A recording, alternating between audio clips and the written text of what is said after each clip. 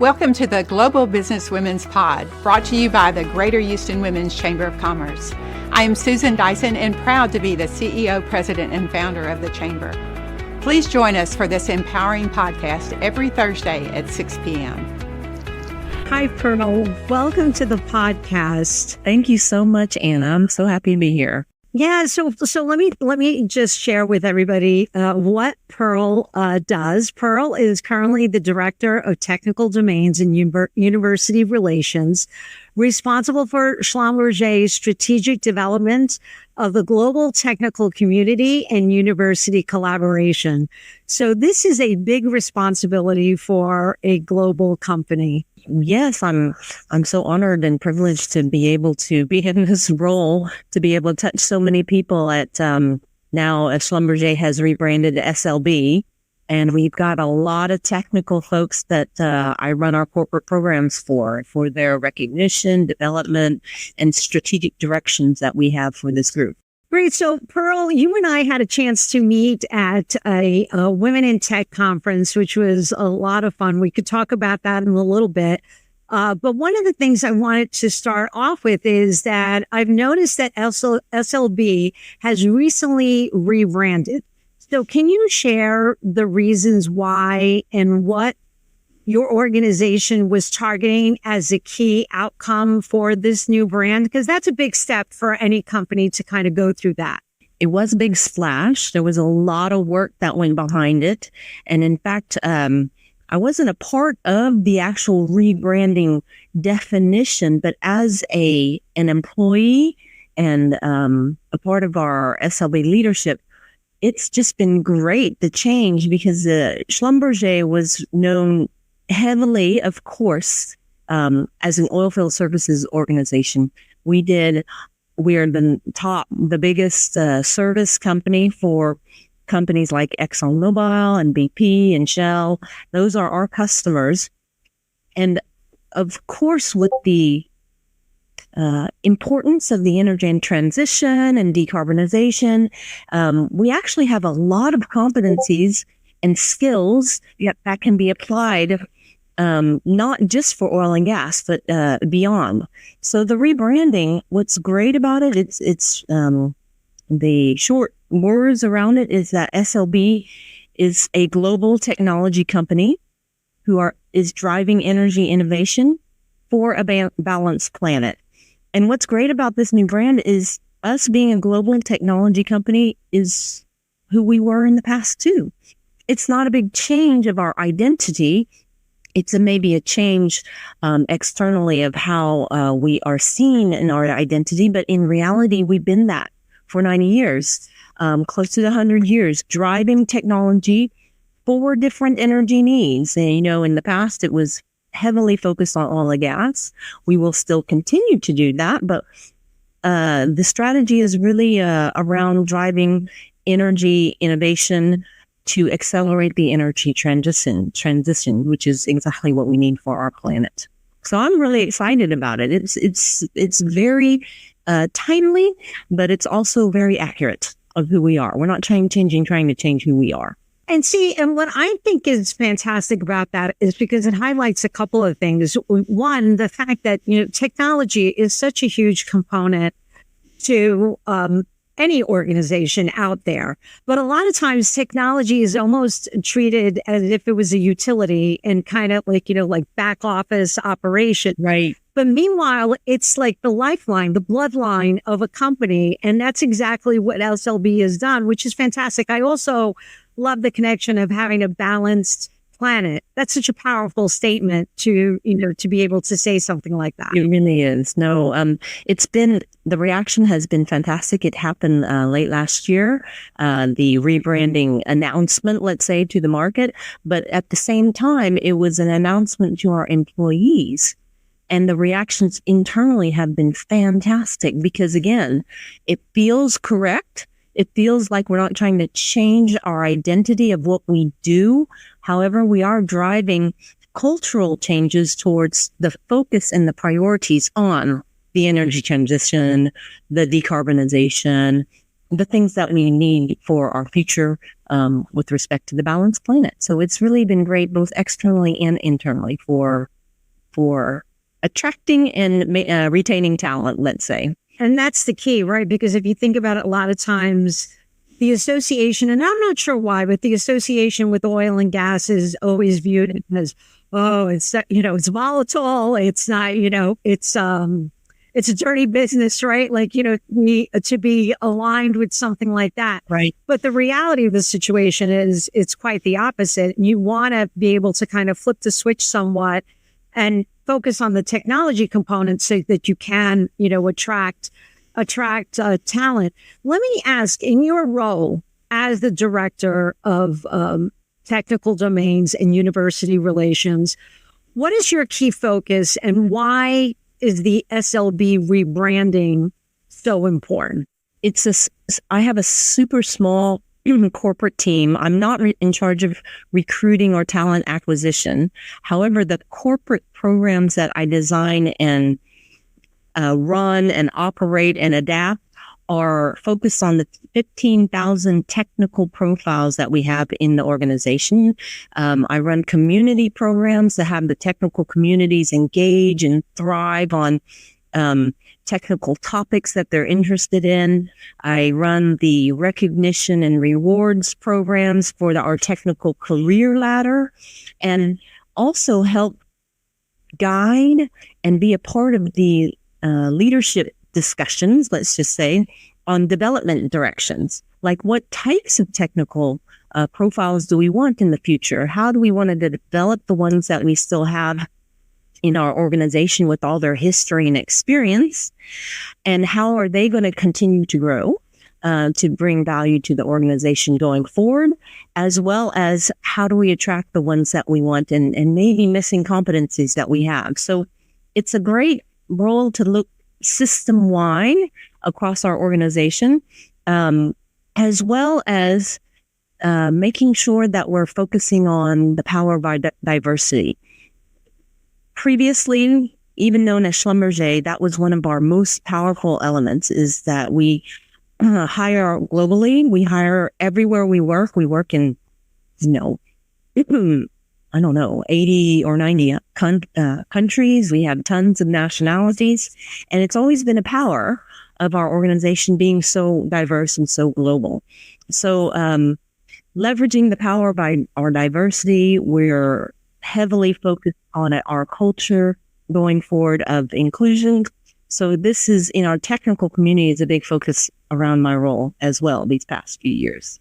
So now, what are some of the challenges that the organization faces when implementing DEI initiatives?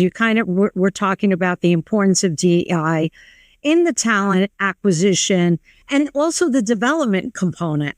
Even in the recruiting component, we've always had great focus on our diversity initiatives in the past, over the past 80 years. I think our focus on nationality diversity came up maybe 50 years ago, and it just exploded. And we hired in all countries that we work, and not all companies in our industry do that. And so it's one of our competitive advantages of having so many different cultures. And we feel the pros and cons of that. There's always difficulty sometimes in being able to collaborate when you have different perspectives and different cultures.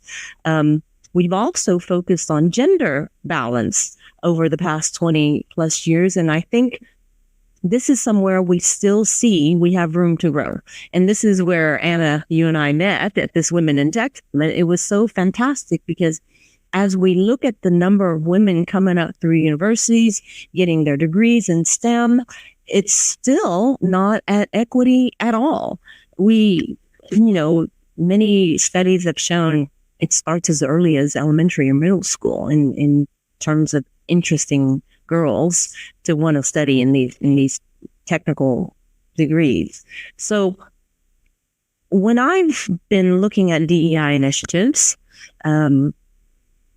focused specifically on women, the culture of the organization is so important. I remember this comment from a a colleague of mine who is really in our DEI leadership.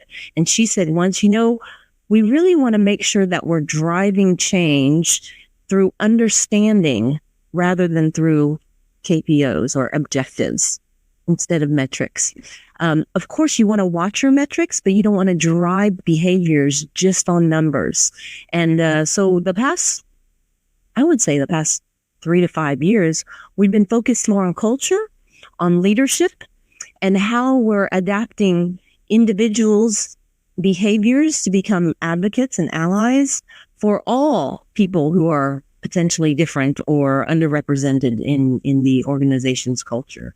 So I love that. It's really being cautious about metrics and seeing how really culturally and dialogue and true behaviors are driving inclusion in your organization. And that's I think that's such a great takeaway for the audience, talking about, like the power of metrics and how it can actually work against you in certain situations.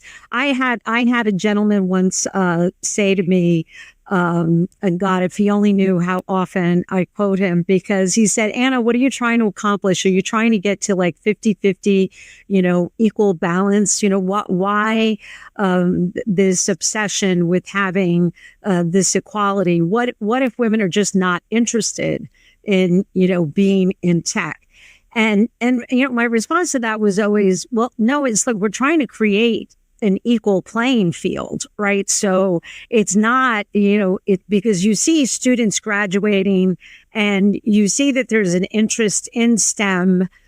Those numbers are starting to go up, but it doesn't translate into the workforce. And why is that? So what can we do that can create that inclusive environment that wants people of a diverse background want to stay in that field, right? And that's the challenge. Yes, that is the challenge. And, I've been with SLB Schlumberger before for over 30 years. So I feel like I've gone through cycles of what that feels like in different, decades, I would say.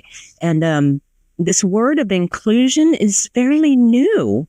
People haven't been talking about inclusion all that long. We've been talking more about diversity and the power of diversity, and that we want to have diverse teams, but in fact, having diverse teams that maybe still don't feel included is not as powerful as really having individuals and everyone feeling like their voice is being heard. And what's great about our new brand focused on energy innovation is that there's tons of data out there that shows that diverse teams drive better solutions, more innovation solutions. That's true for technology. That's true for many different types of industries. So leveraging the power of our diversity, I think is going to be a step function change as we drive this more inclusive behavior. And I remember listening to this other podcast. It was one of the most eye-opening thing. And it was at the end of the conversation, the woman who was presenting said, it's really easy to celebrate, to reward, to highlight, to give recognition to someone who is saying something that you would have said yourself. Oh, I agree to that. I would have said exactly that. That is a great idea. So a little small change in individuals and leadership, and a little tip is, why don't you celebrate or recognize or highlight or reward someone who said something that you would have never thought of, saying, oh my gosh, I would have never thought of that. That is a great idea. That's really drawing in the power of the different perspectives and how people can add to the solution and make it even better, rather than just having like-minded people all say the same thing. And that will also encourage, I think, it'll encourage maybe for somebody who's a little bit shy at the table, yes, to speak up, because they see that whatever information is being, thrown out there, that it's received in a positive light, right? So that makes it definitely makes it more encouraging and more inclusive, which is the key. Another component, Pearl, and I don't know if you've heard, adding belonging to that, like DEI and belonging. And so what do you think about that? Because I think belonging is kind of an interesting twist, right? It's like you personally, how you feel that you belong to the group, as opposed to inclusion is where the company is trying to include you. Yes, I love this word belonging. In fact, I was just talking about it at one of the meetings where we had met the organization. It's for the Greater Houston Women's Chamber. And, the sense of belonging is different from just fitting in.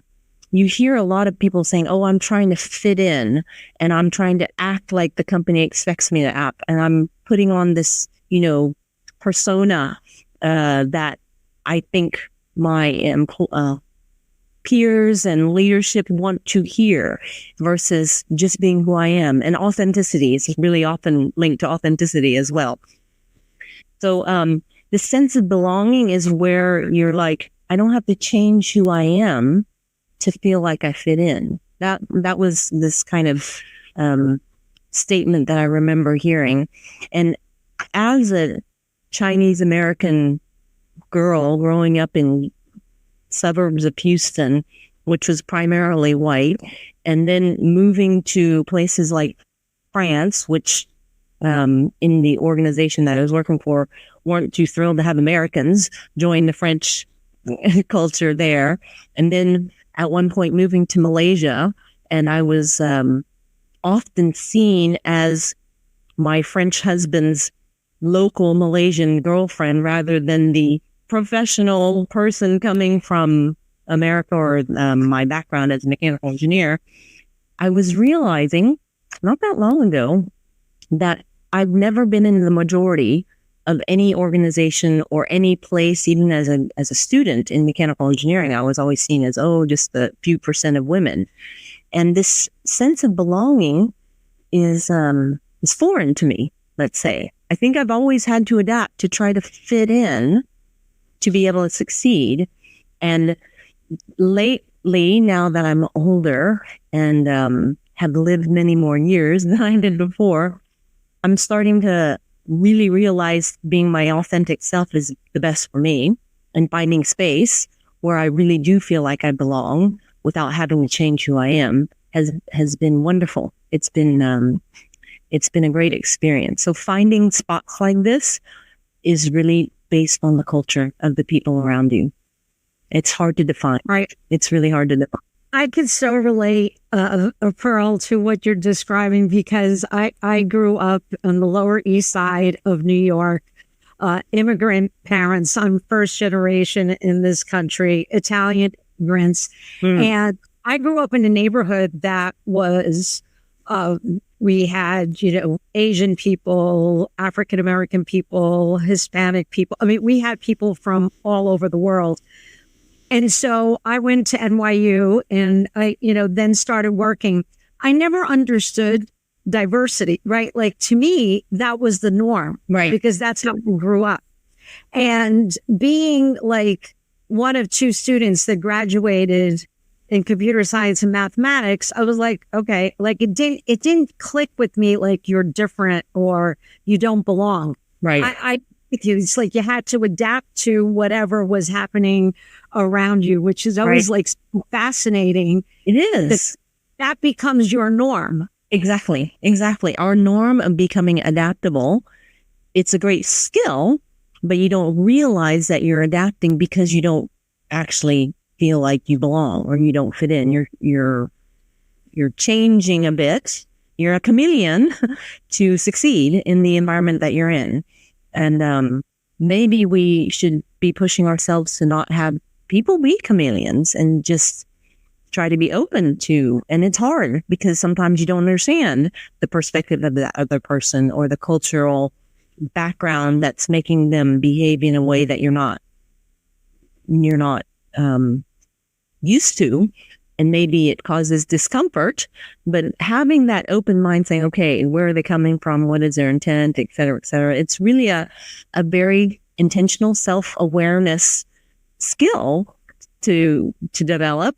And what I love about SLB is that we're pushing that open-mindedness skill dialogue with our leadership, which with time, the intent is to have it trickle down, through the management, because we are trying to make culture changes with the brand. It's not just saying, okay, we have this new pretty logo and we are saying that we're driving innovation. It's linked to culture change as well in a very positive direction with inspirational goals for our culture, which, like I said, is falling quite well internally on the employee ears. So I'm excited about it, being a part of that.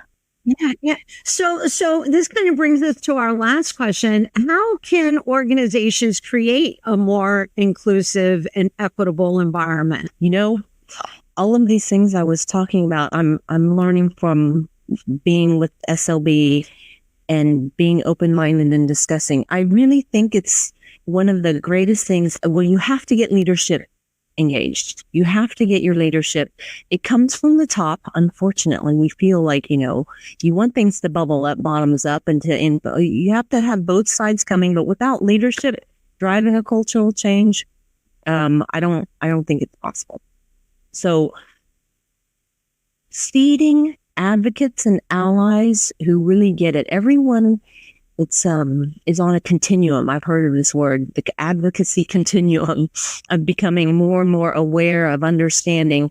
Me as a Chinese American woman growing up in the U.S. and Texas, I have no idea what it's like to be an African American man, from wherever they are. Realizing that you have no clue what it's like to be that other person can really drive open-mindedness and not apply your own biases, principles, experience on others. So having more discussions, having more people be curious. I remember having a conversation with a mom who has a 12-year-old child who had a serious, birth defect, and she's going to have to take care of him for his entire life.